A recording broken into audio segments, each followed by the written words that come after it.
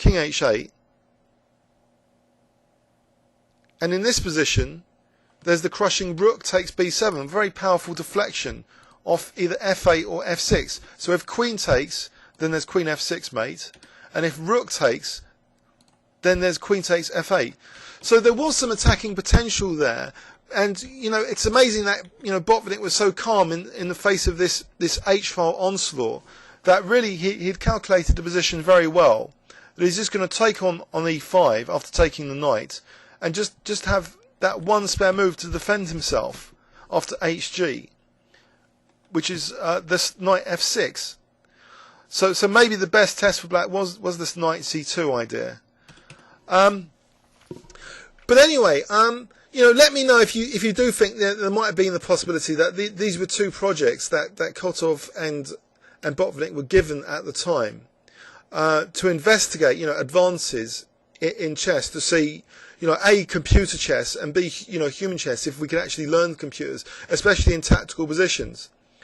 But it seems, in calculation-wise, both Botvinnik and Kotov were very good calculators, but also, very good positionally. So please leave any comments or questions on YouTube. Thanks very much. Okay, as our third game as a sort of backdrop, this is Kotov versus Tan Hyun Ling. This is back in 1962 now, so we've flipped back to 1962 Hastings again. So Kotov playing white, stuck with his English opening, quite a positional opening. So basically, what concerns me is this separation, between evaluation and calculation, which I think in very quiet positions, in Kotov's, subsequent book, he kind of addressed that, if you've got a very sharp position, then it's more important to do calculation. In quiet positions, you can get away with nice positional moves without too much calculation. So he started to qualify, how the context of the position itself, if it's more punishing the context, then it's more calculation and less intuition. But I think in general, I do like this idea that you look at things both in an integrated way when you mix calculation with evaluation. So that's why I love the term exploitable weaknesses and what it implies for other things that you could look at knight outposts as being exploitable. So just this kind of you're kind of combining a static and dynamic view of things, and your calculation is testing hypotheses like, is the knight really good there? And so you've got a specific thing you're testing by producing a variation to see if it's good, or are you going to be checkmated, or will you get a passed pawn? So these questions are answered, and they determine the effectiveness of your intuitive ideas.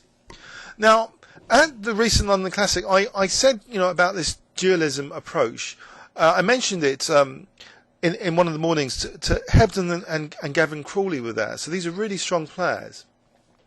And apparently Gavin Crawley's investigating this, or trying to use this idea of the evaluation function that engines use, to do that himself, to start thinking in terms of an evaluation number instead of a waffly consideration. I found that quite fascinating, that maybe we are impacted by computers in all sorts of ways nowadays, especially like opening theory is becoming more dynamic. We're challenging old models and old theoretical ideas all the time. Like attacking the pawn chain from its base, we can attack it from its head nowadays, because you might get f-file pressure, which means you can blow apart the opponent's king or do an exchange sack on f3. So there might be different reasons for treating the pawn chain in different ways, which traditionally we might not have sort of been so open-minded to.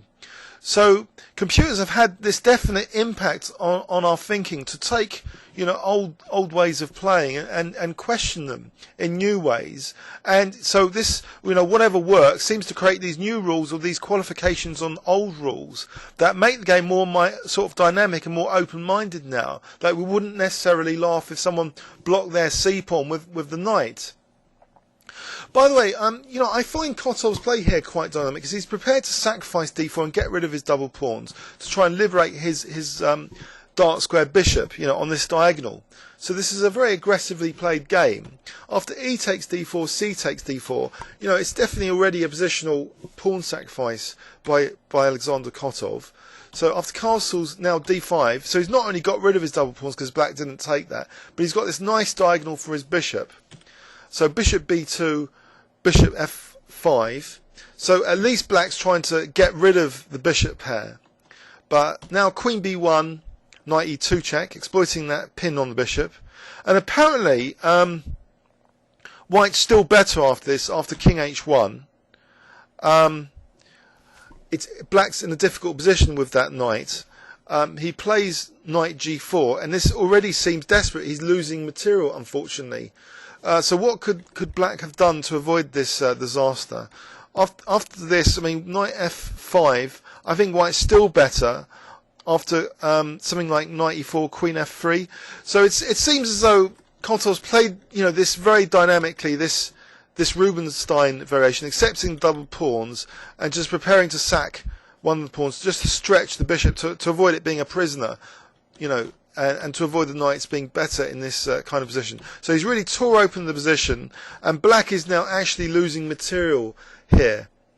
So anyway, so we have had a massive influence of engines, but for kind of different reasons, not trying to simulate their thinking so much, but using their dynamic approach to question existing theories that we might have had. So we have this kind of era of more rule independence, that we're being more concrete, more dynamic in our approach than we were before. And the game databases are beginning to be filled with exceptional ways of handling things like pawn chains, which seem to work for some reasons. People seem to be winning, not using the routine way of managing pawn chains, but new dynamic ways. And things like king safety and other factors, come into mind to make those things work. So we're evolving, and engines have played a big role. But actually, to influence our thinking, apart from the Gavin Crawley thing, I found that kind of, exceptionally interesting idea that we could actually try, this evaluation numbers even. Are they really influencing our thinking, or is there brute force such that we can't, as I indicated, that I think, was the project doomed to failure, Kotov's project, that because we don't have the vast calculating ability, we do have to still rely to a very large degree on our evaluation, on our intuition of positions. So I hope these videos, that they're very controversial. These set of 3 videos, they're just thought provokers really, which just started from this idea of the notion of the exploitable weakness, because that term seems to capture internal and external quality, tactics and strategy seem to be combined, and you can use the term exploitable in your own thinking. Whatever intuitive you think looks nice, just ask the question, is it exploitable in the position? And then you're making it more context, sensitive. You're applying a more dynamic approach to a static consideration. And it's this binding which is also at the root of these 2 projects. Can we, use the strength of computers, or can we use the strength of humans? And it's just really kind of the subject of philosophy, really, almost chess and philosophy. Anyway, after Queen e5, Kotov's opponent resigns here. It's a difficult position. Say he moves rook, then I suppose knight or g6, say, then queen f6 and bishop e5. It's difficult to suggest anything for black. Queen a2, knight f5, and his king's really in trouble. So maybe that's why he resigned here. His king safety's in trouble. With queen g6, then queen e7, and maybe these pawns are becoming dangerous. For example, f5, bishop f4 to stop that f pawn. Queen f6. And white's a material advantage anyway, and this d pawn looks really dangerous. So anyway, please leave any comments or questions on YouTube about these 3 videos. Thanks very much.